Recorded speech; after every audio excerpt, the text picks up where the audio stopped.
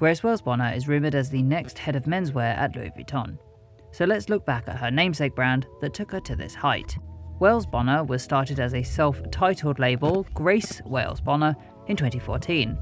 Founded as Grace graduated from Central St. Martin's with this 2015 collection that was inspired by her narrative where Coco Chanel was in Lagos in the 1970s. Immediately, we can see brand staples like the slim silhouette, sportswear elements, and black history inspiration.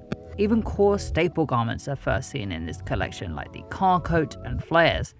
Actually, this collection is so cohesive with the following few collections that it could easily be mixed in with them without anyone noticing. Needless to say, the collection was exceptionally successful, gaining her the L'Oreal Professional Designer of the Year award and seeing her added to the Man Collective for Autumn/Winter 15. The Man Collective is essentially a platform that boosts the profile of young designers by giving them funding and access to showing their collections during London Fashion Week.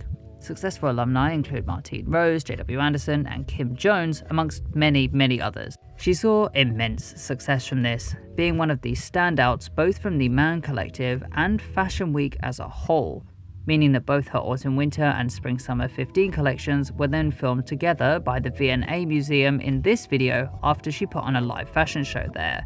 Shortly after which, she was contacted by Matches Fashion to produce a women's wear offering that was essentially her menswear clothes in women's sizes, meaning that her graduate collection and following collection was now available worldwide, promoted by one of the most important museums in the world, and now in both men's and women's offerings, though neither were explicitly labeled as such, on one of the largest online retail stores, all within a year of her graduating. The following year, in 2015, she was awarded the Emerging Menswear Designer at the British Fashion Awards shortly after showing her final collection with the Man Collective, Autumn/Winter 16, which is probably my favourite Grace Wales-Bonner collection, only because I remember shopping the collection in Dover Street Market and realising just how different her vision was from everything else on the market, and just how exceptionally good quality it was. But the commercial success of Grace Wales-Bonner wasn't enough to afford her independent catwalks just yet. Luckily, New Gen offered to sponsor her following show, Spring/Summer 17, which was once again another incredible collection with all of the mainstays that consumers have come to expect in a way that still feels new and fresh. In the 2 years since she graduated, Grace had already built a foundation on which to experiment and grow with the brand. Having that consistency in the beginning is so key for a new designer to establish their vision in the industry, because it keeps sales consistent. I think Grace would have known this as well, being that she studied fashion with marketing at CSM, Central St. Martin's, so she really knew and was exceptionally successful at positioning and marketing her brand in a menswear world that was already becoming quite saturated.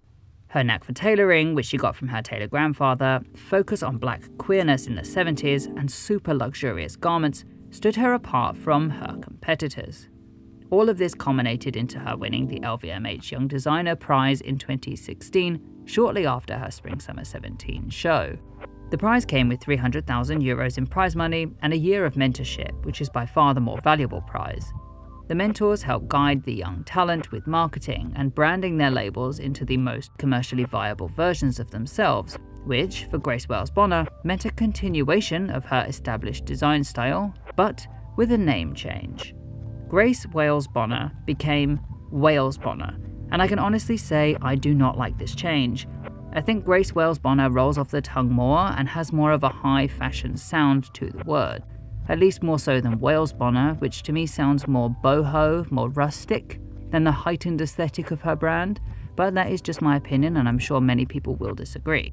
Later in the same year, Grace also received the Breakthrough Designer Award by Harper's Bazaar and joined the team at Brioni to advise on their 2017 collections. However, this ended up not coming to anything because the head designer Justin O'Shea left in suspicious circumstances just a month after that was announced, following his only collection for the company, Brioni Couture 2016. So Grace never actually produced anything for Brioni that I know of, but I'm assuming she was still paid because she was announced as a consultant. It's possible that that was a blessing in disguise as well, because it may have helped fund her first collection without financial backing, Autumn/Winter 17, while I assume not taking too much of her time. In regards to Autumn/Winter 17, personally, I didn't like the collection when it came out, although I absolutely love it now with hindsight. In comparison to the tight tailoring and slim silhouettes that consumers had come to know and love, we now have a slightly more disheveled look, which to me felt like it was a bit too off-brand. However, my opinion was not the wider opinion of the media, and the vast majority of reviews were exceptionally good. Specifically in this panel review on the collection from Show Studio, they explain how important it is to see black people portraying their own take on their own history without the over-sexualization of black men or the characterization of black men as muscular brutes, especially in relation to dark-skinned black men. This liberation, of course, has been the main thread that ties together the Wales Bonner label. The confident softness within blackness and black history, it's why the brand is so important and successful. But she knew she was departing from the look she had success with, and that the time was ripe for a new era of experimental Wales Bonner. She wanted a change, and apparently was militant about not having flares or shells in this collection, two things which people have come to expect from the brand. But although it is good to subvert expectations after the foundation is set up, perhaps this is a little too removed in a way that feels like there is a missing link in between this collection and the previous one. Though that did not stop the brand continuing on this less put together pathway with the next collection, Spring-Summer 18. Spring-Summer 18 is a more digestible way of showing the new relaxed take on her trademark slim fit silhouettes, but in a way that does not feel like a progression on the previous collection, and instead feels like they tried to make that link that I thought was missing. It is this revert in relation to previous collections that brings her consumer into question, although that had been a common question in the media for several seasons before this. Despite her being quite successful with celebrities over the years, including Meghan Markle, Beyoncé and Solange Knowles, FKA Twigs and Lewis Hamilton, just to name a few. For the most part, Wales Bonner's vision was radically different from anything on the market at the time, and was significantly more luxurious in both the choice of fabrics and the style of embellishment than anything else. It's a little tough to see in the pictures or video, but the fabrics themselves truly looked so luxurious in real life, and they were priced as such. So, the product offering is tricky both in fabrication and price point. Not to mention how one would need to be particularly skinny in order to fit in with the clothing sizes that were available. Luckily, this was a pervasive enough question that she did this whole interview with the gentlewoman where she explained her consumer base is much older than I would have guessed, people in their 40s. And not only that, they were buying so consistently that the demand outweighed the supply.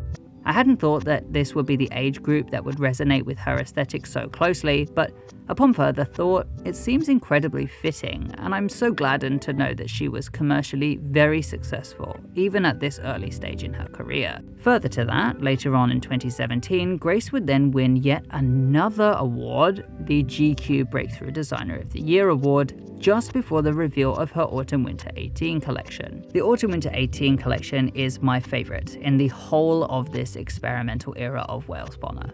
The collection perfectly, to me at least, shows a development on the Wales Bonner aesthetic without pushing too far away. Once again, we see tailoring, lots of buttons, crop jackets, slim fits, flares, all of which I mentioned as being key to the Wales Bonner brand right from the first collection. Really, it's a well-branded collection overall, this time with additions like drawstrings, windbreakers, and the most noticeable new addition, prints. The prints in this collection were inspired by artist Jacob Lawrence, who was known to paint his expression of the struggle of being unable to lift one's social position, mostly in relation to race. He's one of the most widely acclaimed African-American artists of this century, and therefore fits so well into the celebration of black culture that Wales Bonner brings to each and every collection, all while being a really impressive development in her style. However, unfortunately, Wales Bonner doesn't continue with artist collaborations until much later on. Actually, for the following collection, Spring-Summer 19, the brand again took a couple of steps backwards.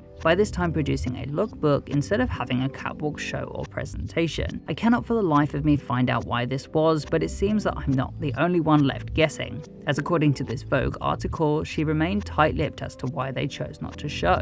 In terms of the collection, I'm once again not a huge fan, which I suppose is okay. This is the era of experimentation for the brand, so I don't mind not liking a collection here and there. Perhaps it's the revisited loose-fitting silhouettes that pull me out of the Wales Bonner world, or maybe it's the out-of-left-field inspiration of India, which for a brand that's so well cemented as inspired by African cultures is a little unorthodox, baffling most of the reviewers in the media. But what is interesting about the Spring/Summer 19 collection is that it's the first time the brand explicitly made women's wear, having the lookbook enter both for menswear and women's wear in almost identical iterations. Though really it is Autumn/Winter 19 that sees the first true women's wear offering by way of skirt sets that are likely due to a rising female demographic demand. I'm again not a huge fan of this collection. With the African American inspiration, I think it reads more Americana than Africana, and honestly looks a lot more like a J.W. Anderson collection than a Wales Bonner collection, so I'm just going to move on to Spring/Summer 2020. Spring/Summer 2020 was a fundamental change to how she related to looser fit garments, something that she has now been developing on for almost 3 years. This collection specifically ends her more experimental years as she finally achieved a looser fit in a way that still reads Wales Bonner.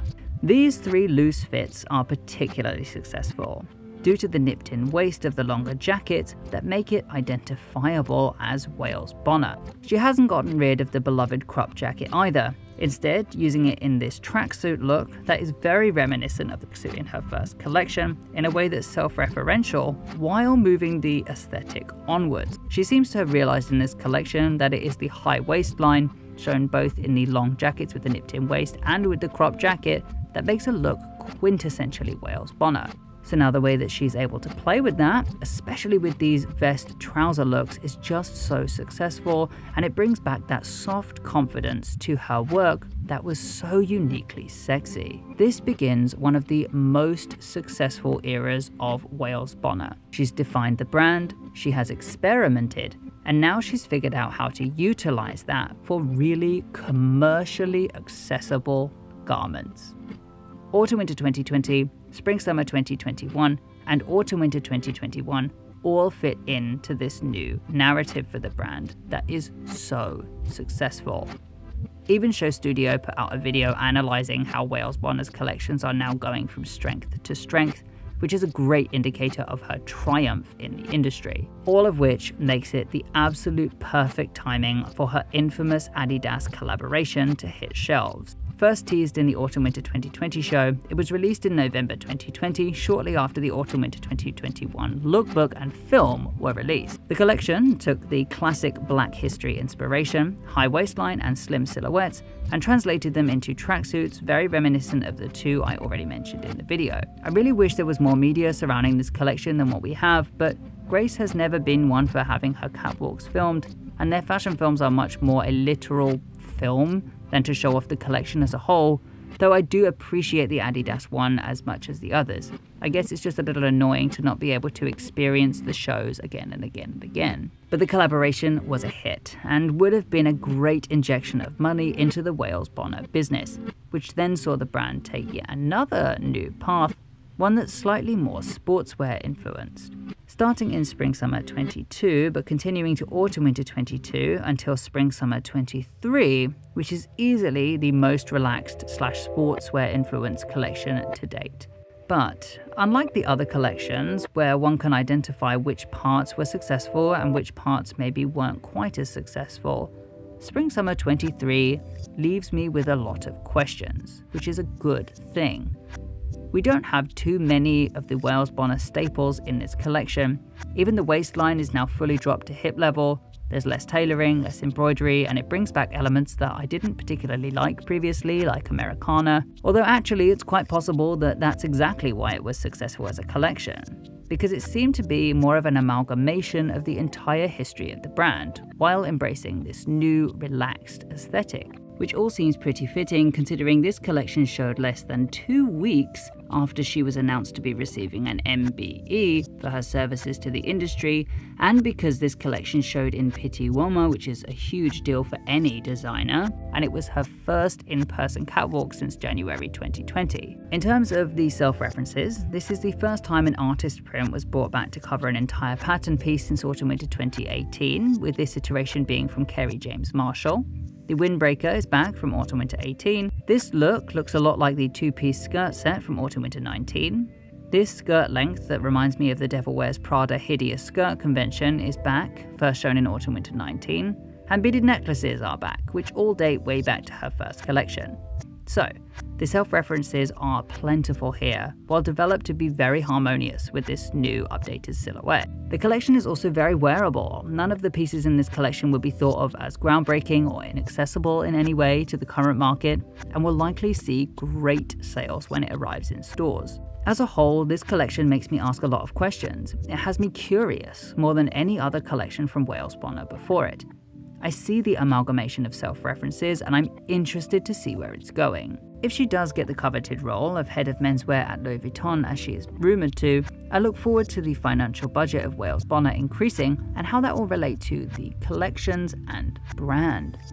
Of the three designers that are currently rumoured for the position, Martine Rose, Telfar and Grace, I think Grace will be the biggest shake-up for the company, just simply because her style is the most unique, in a way Alessandro Michele was for Gucci. Thank you so much for watching. Subscribe and hit the bell for more videos like this one, or check out the ones on your screen right now. Thank you also to the hundreds of people that subscribed over the last month. I'm blown away by the response to the Vivienne Westwood video, and hopefully we will hit that 1,000 subscriber mark soon. I'll be trying to do one video a week for the upcoming fashion weeks, so I'll be really flattered to have you with me on that journey.